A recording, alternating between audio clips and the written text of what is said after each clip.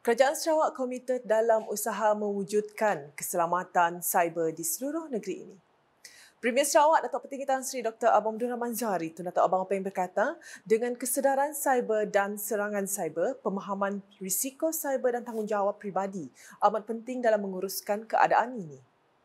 Maka kesedaran tentang risiko yang berkaitan dengan aktiviti dalam talian dalam kalangan pengguna perlu dilakukan secara berterusan dan ia haruslah memerlukan semua pihak bertindak lebih pantas.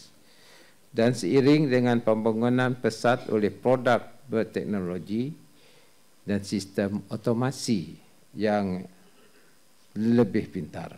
Saya juga ingin memberikan satu pendekatan dari sudut negeri Sarawak.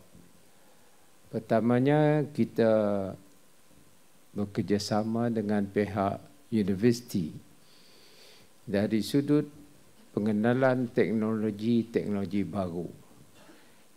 Beliau berkata demikian ketika berucap dalam majlis perasmian Jelajah Anti-Scam Kebangsaan 2023 peringkat Sarawak di Muzium Budaya Borneo BCM pada Sabtu. Premier Sarawak menambah, menurut Jabatan Siasatan Jenayah Komersial JSJK Sarawak, sebanyak 2,461 kes penipuan, pecah amanah, jenayah cyber, pemasluhan dan sebagainya direkodkan pada tahun 2022. Dan dari jumlah kerugian sebanyak 63.7 juta ringgit. Antara kes yang melibatkan mangsa paling ramai di Sarawak adalah kes penipuan dalam talian. 453 kes dengan jumlah kerugian 2.5 juta.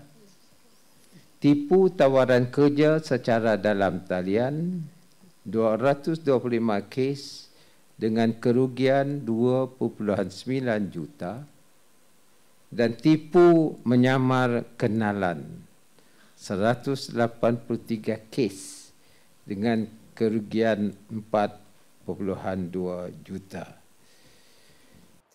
Datuk Petinggi Abang Zahari menambah, ketika Sarawak melancarkan ekonomi digital, kerajaan negeri sudah bersedia akan risikonya kerana menyedari teknologi sememangnya banyak risiko.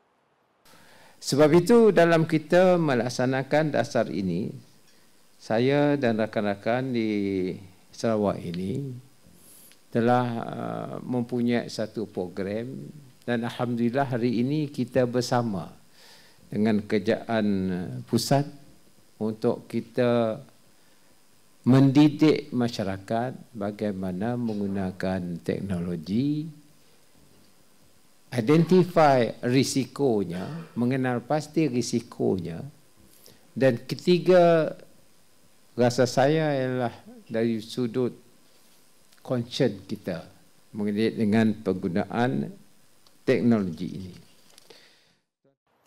Katanya lagi, kerajaan Sarawak mahupun kerajaan pusat juga perlu merancang dasar sosial supaya masyarakat tidak terlalu rasa terperincil atau rasa kesorangan bagi mengelak love scam yang sedang berleluasa sekarang ini.